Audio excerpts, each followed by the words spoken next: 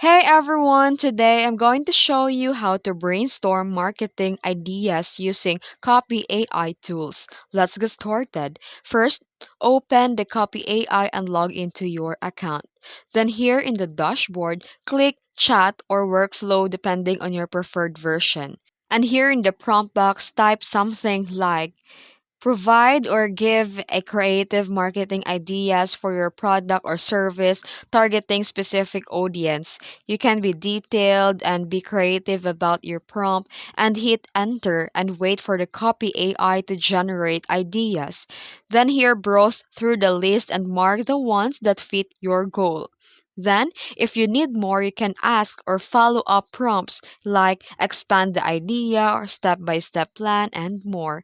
And here, save your favorite ideas for future campaigns. And here, you can try different prompts like social media campaigns or email marketing to get a diverse inspiration. And that's it. If you found this video helpful, don't forget to like and subscribe for more tutorials. Thanks for watching.